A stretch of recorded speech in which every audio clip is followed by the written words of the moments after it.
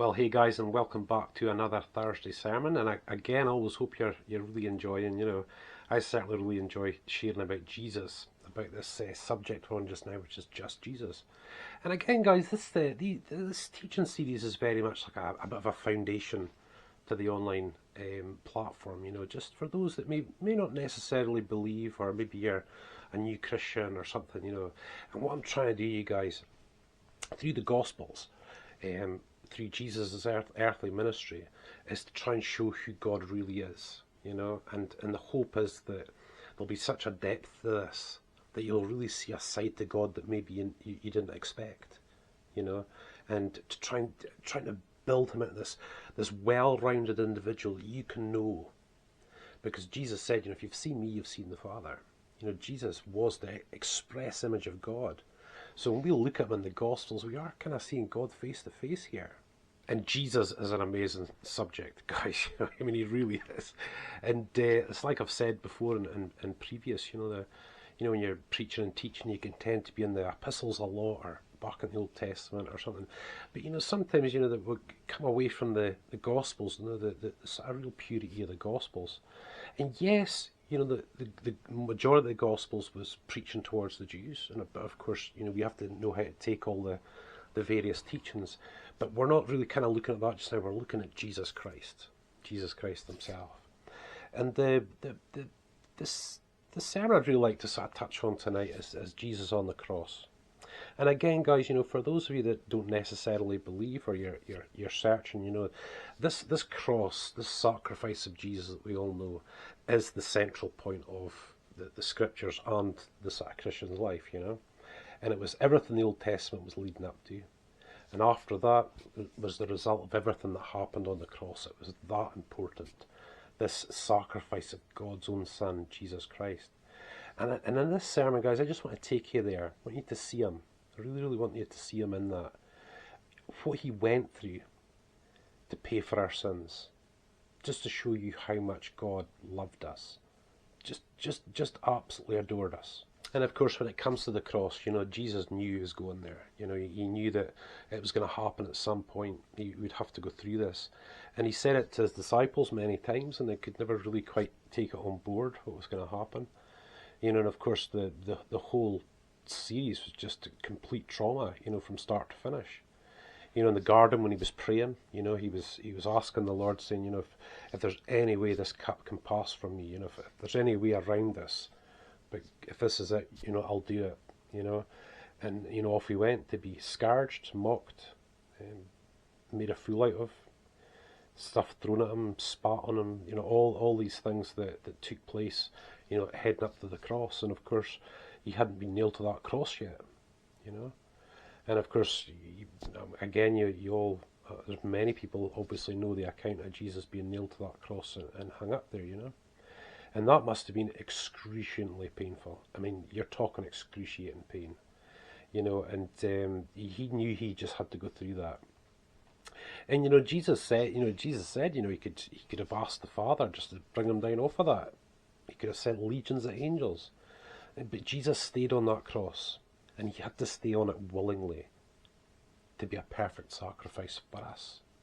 And of course, guys, so the motivation for Christ, why did he hang there? Why did he keep going and going and going? It's because he loved us. He knew that salvation would come to us all, that the way to God would be fully open. This was God's requirement. A sacrifice, a perfect sacrifice. And thought, word and deed, from the start of his life to the end of his life, had to be absolutely perfect to be that sacrifice for us. And sometimes we don't really quite get that, it's like, well, why is it like that? It just is what it is. The Old Testament throughout, again, you might not know, but lots of sacrifices were made for sins, for trespasses, for all these sort of different things. But instead of us having these loads and loads of sacrifices to have, we've got one, Jesus Christ. And guys, I think that in this particular sermon, we're sharing the most painful moment, emotionally and mentally, spiritually, that Jesus ever encountered in his earthly ministry. And it was the moment when the Father's face turned away from him. And it had such an effect that he cried out, crying out, saying, Father, why have you forsaken me? It must have been devastating. It must have been absolute insult to injury, rubbing salt in the wounds, if you sort of want to put it that way. But guys, that was the moment. That was the moment. Your sins, my sins, yesterday, today, and tomorrow, I'm a sinner saved by grace, were put on the shoulders of Christ, and God couldn't look at him. And when Jesus died, our sins died with him. Jesus had to go through that. And guys, that particular moment, it has to be the most horrific, because Jesus always had the Father with him. He always had a sense of God, you know. And for the majority of Christians, you know, we do have that sense of God for the better part of the time. Sometimes you think you're a bit alone here and there and things, but you know, you're not. And I really love to share that with you just now. And it comes back to the end of 2017 when I was in hospital. And, you know, the first surgery had went badly wrong. And I went septic a couple of days later. I needed emergency surgery. And it really was quite a time, you know. And 2018 had an open wound for 7 months. And, you know, that was it. You know, it's just the way things were. And you know, just waiting for this next operation.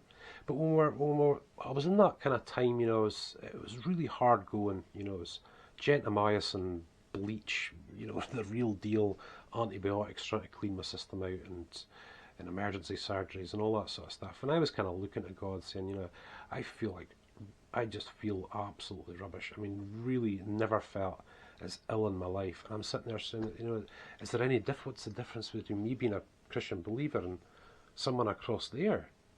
I need some help here, you know. And I really felt quite alone, you know, even though the family were coming back and forth and stuff like that. I was really feeling quite alone. And I was really looking at God, and again just saying to the Lord, what is the difference here? And you know something, you guys, I really felt that sentence being impressed upon me, where he said, do you feel alone? And you know something, when I actually sat and thought about it, I thought, no, even in this I don't feel alone. I just thought I felt alone. I don't feel alone. I know you're there. And it was then when I looked around about me, you guys, and I saw the people who did feel genuinely alone.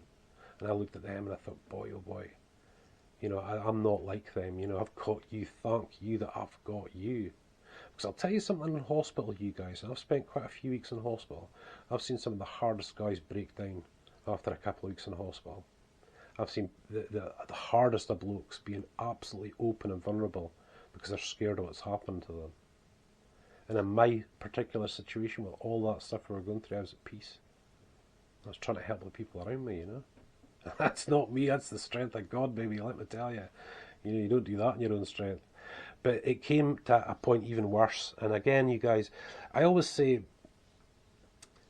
if you're a called Christian, you are going to go through tough stuff. If you're called in the ministry, if you're called to pastor, preach, or evangelize, you are going to go through tough stuff. And it's just as simple as that. You see that in the life of Jesus and Paul and all the apostles and disciples. There are going to be hard times. So what I'm about to share with you just now, please don't think as a Christian you might have to go through something like this in your life. This was just for me at this particular point. But when I was in hospital last, I basically was the last thing I remember was being knocked out for the surgery, and I woke up in high dependency 2.5 weeks later, and you know, I'd been on a breathing machine for 5 days. I'd been seriously ill. They didn't know if I was going to have brain damage or if I was going to have a stroke or a seizure or something like that. And you know, they even said, you know, that they said he was just so delirious up until the point I came to and sort of things. But as I was sitting there and I really came to myself, I can remember just coming to myself, and I thought, what on earth just happened? I'd had these huge delusions during that time I'd been on the breathing machine. You know, there was things like I thought I was in hell, and I thought I was the Antichrist. There was all these really tough things, you know. But you know something, you guys, for that first while, I couldn't see because I didn't have my glasses on. I couldn't speak because my throat muscle had wasted away. Didn't have my phone. I couldn't move because I had no strength or energy. I had no idea what was happening. I didn't know what had happened. I had no idea whatsoever. And in that time, you guys, I felt like everything had been stripped away from me. The biggest hurt I can sort of speak about it now was I never, I only saw David and Emily for 45 minutes in a month. And I've never been away for that kid since they were born, you know. And everything seemed to have just been stripped away from her. I mean, I remember even coming home and asking Sharon, weeks later, do we still have cats? Do we have a dog? I just didn't know it was that bad, you know. But guys, in that first little while, you know, when easily, the guy said you were awake for about 50 hours, you just wouldn't go to sleep or trying to get to sleep. I really thought God had completely left me. I really thought he was gone. I felt alone. This was an extreme case, you guys, but I felt like he'd left me. I felt I'd done something wrong, or I'd been doing something wrong, or it was a catalogue of events that had brought it to this. Was I a liar? Was I genuine? It was just horrific. And you know something, you guys, from then on, of course, the physical rehabilitation took almost the whole of last year and into this one. The mental rehab, though, the PTSD, it's still here, But you know something, sorry, this is turning a bit of a testimony now. But I was really looking to God for an answer, just recently, and saying to God, Lord, why am I still struggling with this? Why is this still such a thing, And I was chatting to a very experienced, this is where I go for my advice and whatnot, a very experienced Christian guy.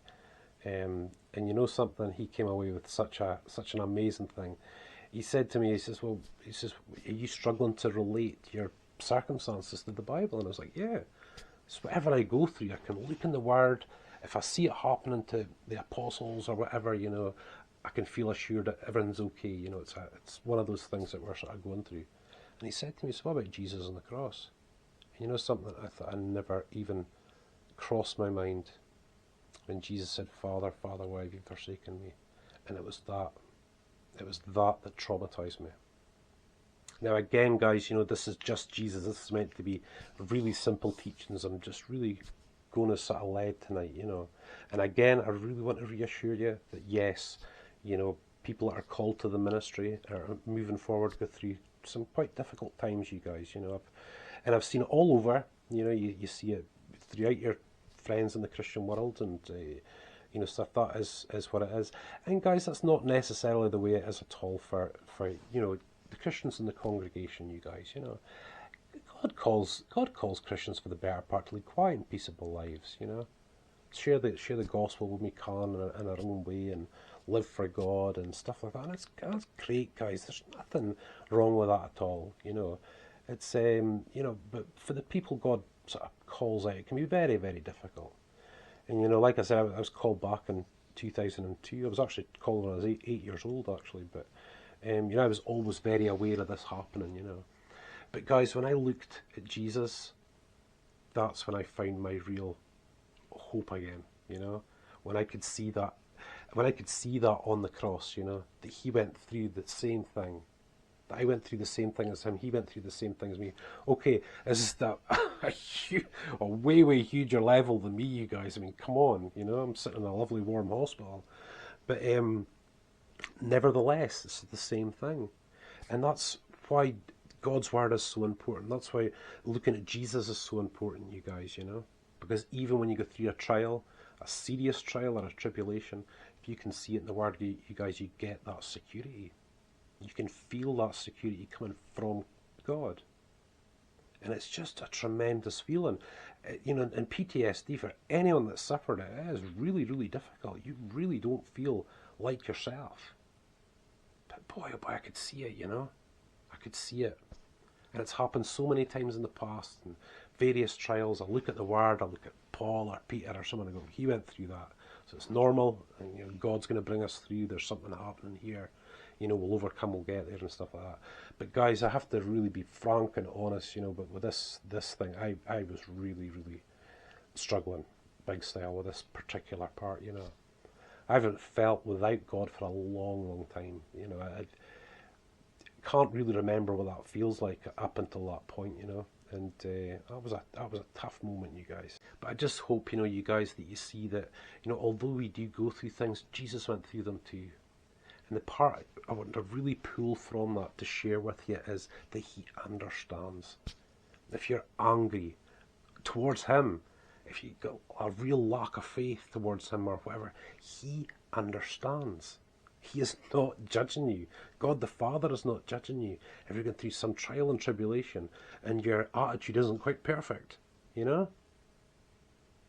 I wish I could have handled that situation. I had more character or more this, but that's not really what it was there to do. You know, it was there for another growing experience, getting to know him more and you know, and so on. But he understands, you know. He was beaten and abused, you guys, you know. Taken against as well. You know, he'd been through all these things, you know. And this is something that we maybe forget a little bit when it comes to the Gospels, that Jesus was a man. He got hungry, he got thirsty, he got tired. He got worn out, he needed to have some rest. He probably got, you know, tempted, but he was tempted in all ways like we are. So guys, when we look at that Jesus Christ up at the right hand of the Father, he's a man. And he's been through the same stuff as us. And he's there advocating us with God, you know. Look at my son, look at my daughter, look at them, you know. Right now, that's what's happening, you know. That's who's looking down on you, a person who fully understands. And hopefully, if you've listened to the previous sermon and a couple more of the sort of testimonies, he's right there to defend you, you guys. He's here to help. He's here to defend. And that's done because he loves us. And because of that undeserved favour upon our lives, you guys. It was all accomplished through the cross. When Jesus died, my sins died with him to set me free. Guys, he's there. He's at the right hand of the Father, but he can be right there, you guys. All the time, every day. There's nothing you can't talk about to him. Doesn't matter how stinky or filthy or embarrassing, there is nothing, absolutely nothing he will not sit and listen to you. The stuff that you go through, he understands. And guys, sometimes that feeling that and seeing that can be so beneficial during a trial or a tribulation, you know, just so beneficial. Not quite as beneficial as when he comes through and delivers us from these things and shows us why and moves us forward and gives us something new. But boy, oh boy, you guys, he's real. And he's a man, and he totally relates to us. Yeah, I kind of went a little bit off the beaten track there, you know, with what I was going to share tonight, but I just really wanted to share that, you know. It's very important as Christians to be, you know, be very open and very, you know, vulnerable with the right people, obviously. But it's obviously very important to testify as well. Very important to testify about who God is and what he can do. You know, and the situations that you've been through with God. And you know, guys, I would always say, please never stop testifying. Please never stop sharing these things with your Christian brothers and sisters, you guys. You know, I did say earlier that I generally go to the experienced, because obviously they're mature and know a lot more than me. I've had my answers through 12-year-old youth in the youth assembly coming up to me and giving me the answer that I've needed. God can do it. So any which way, guys, you know what I mean? But yeah, well, I'll tell you, it feels pretty good having a friend like that, you guys, you know. And, you know, guys, it's just there for you. It's if you're searching, it's there for you. It's right there for you. Jesus is right there for you, you know. There's not a sin that God cannot forgive, you guys. You know, it doesn't matter who you think you are, how dirty you are. Take a look in the Gospels. Jesus is among us all the time. So listen, guys, thank you so much again. I'll get myself back on track with just Jesus as we go along, you know, but just really felt drawn to share that tonight. You know, I hope you really enjoyed the testimony. And again, for those of you that, you know, don't feel you're called to the ministry, guys, please, you know, that's a lot of these situations can be quite extreme for the ones that are called. It's just the way things are, you know. But yeah, guys, as always, Monday prayer, Tuesday teaching, Wednesday worship, and of course our Thursday sermon here. And of course there's all our motorbike vlogs and tours and stuff for you to enjoy, you know. So I just really hope you enjoy the platform and really enjoy what we're putting together here, you know. Still revving up, I'd say, at the moment, you know, but we'll hit it and really get going. God bless you for now.